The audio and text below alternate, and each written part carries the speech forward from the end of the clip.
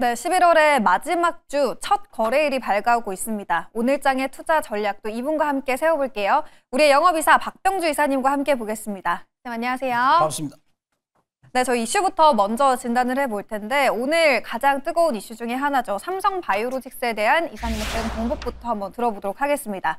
그동안 인적 분할로 거래가 중지됐던 삼성바이오로직스가 이제 오늘 다시 재개가 되고요. 삼성 에피스홀딩스를 신설하면서 변경 상장으로 돌아오고 이제 삼성바이오로직스는 순수 CDMO 기업으로 새롭게 출발하게 됩니다. 이 쌍바의 주가가 상승할 거다라는 관측이 많은데 보유자분들 지금 전략 어떻게 세워보는 게 맞을까요?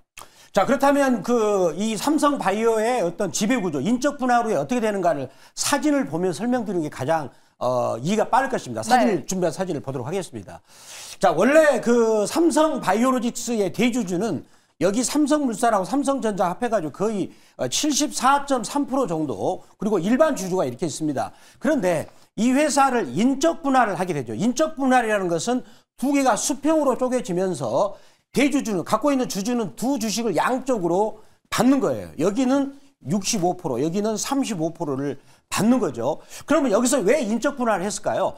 지금 현재 삼성바이오는 CDMO, 여기 디벨로퍼가 개발이라는 뜻이에요. M이 매뉴팩처, 제조. 즉, 고객이 만들어달라고 하면 자기가 설계해서 개발하고 그 다음에 제조한다는 뜻이죠. 네. 그렇게 이제 그러면 거기 위에 예를 들어서 일라일이나 이런 회사들이 약을 만들어달라고 설계해 주면 요거를 CDMO 하는 건데, 동시에 기존의 법인은 뭐가 있냐면 바이오시밀러죠. 즉 바이오시밀러라는 건 남의 약을 특허가 만료가 돼 100개 가지고 같은 약을 만들어낸 거거든요.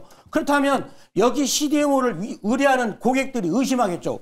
혹시 내 약을 베끼지 않을까라는 그런 이해상충이 그동안에 걸렸었습니다.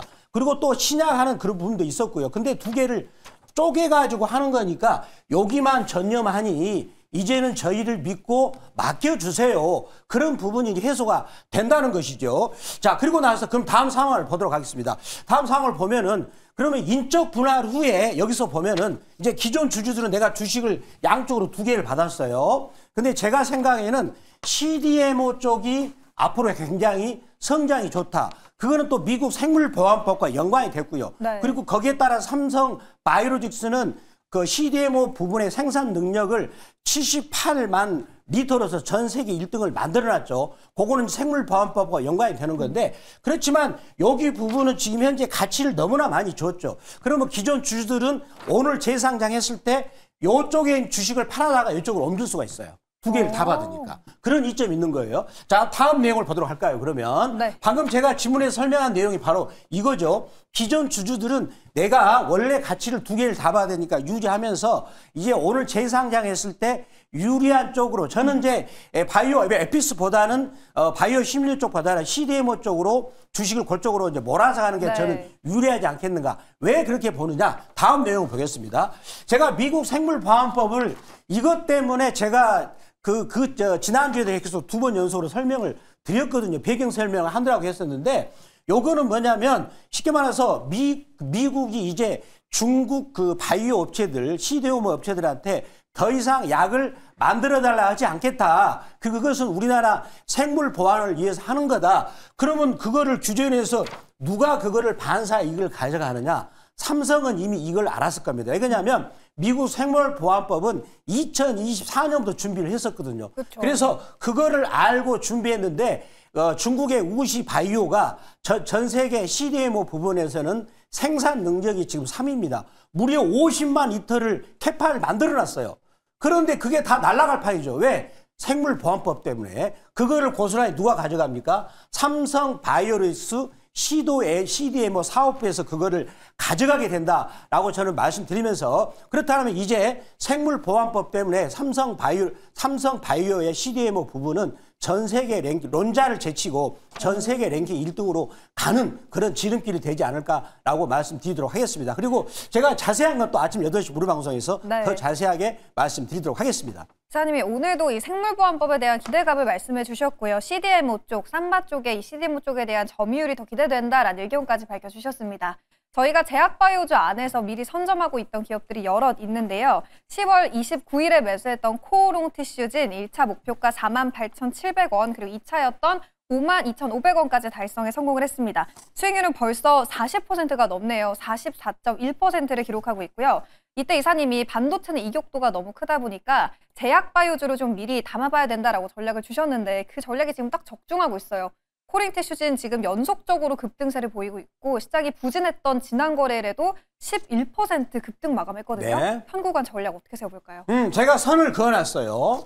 여기 박스권을 뚫고 그다음에 악의입이 너무 벌어지니까 한번 눌렀다 하니까 그다음부터 많이 가고 있죠. 네. 자, 지금도 그런 모양이죠. 여기를 뚫고 나서 이쪽 살짝 이번 주에 눌림목을 주면은 더 세게 가기 위한 준비하는 건데 저희들이 8월 4일 날 이 시간에 말씀드렸던 HJ 중공업이 이런 패턴을 만들고 나서 주가가 10,000원에서 34,000원까지 갔던 그런 기억이 있는데 제가 그동안에 계속해서 10월 말 때부터 제약바이오를 계속 종목을 많이 드렸습니다.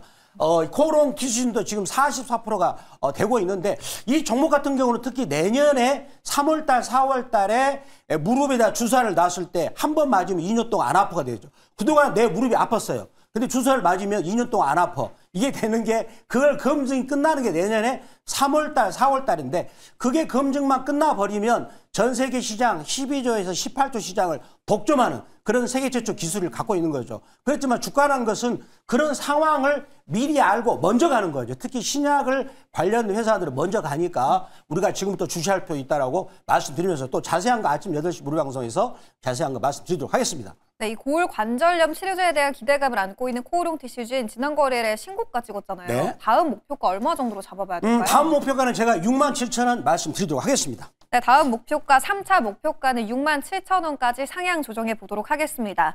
이제 오늘장에서 또 새롭게 노려볼 종목 들어볼 시간인데요. 오늘 또 한 주를 시작하는 월요일장인데 어떤 종목으로 출발해보면 좋을까요? 다음 종목은 제가 한국전력을 준비하겠습니다. 네. 자, 이 종목은 저희가 한 달 전에 했었죠. 한 달 지나니까 다시 들고 올 수가 있는 거죠. 왜? 더 좋으니까. 자, 그러면 이 종목을 어떤 투자 포인트가 있는가를 보도록 하겠습니다. 요새 반도체가 힘들어요. 그런 것들을 박병주 매니저가 이 시간에 10월 말 때부터 이제 반도체가 많이 올랐으니까 조심하자. 적당히 먹고 나오자 이런 얘기를 했었죠. 그러면서 이제 그런데 그런 새로운 대안으로 있는 게 바로 한국전력인데 자, 그렇다면 이 종목이 한번 요걸 보겠습니다. 실적 개선이 지속된 전망인데 한국전력 같은 경우는 석유값하고 민감합니다. 왜냐면은 화학발전소 같은 경우는 석유의 기타 그 부산물을 가가지고 화력발전소를 돌리거든요. 근데 최근에 유가가 안정이 되기 때문에 원자재 수입 가격이 떨어지기 때문에 자, 실적이 긍정적이다. 그런 말이 될 것이고요.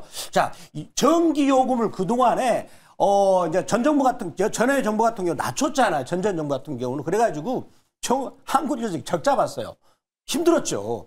그런데 본데 이번에는 그러면 한국전력이 이제 뭐 힘들지 않느냐. 그래가지고 지역별로 차등 요금제를 실시했는데 이거는 법안이 분산 활성화 투자법 에너지법이라고 해서 통과됐는데 요게 서울과 수도권 같은 경우는 전기요금이 오르지 않을까.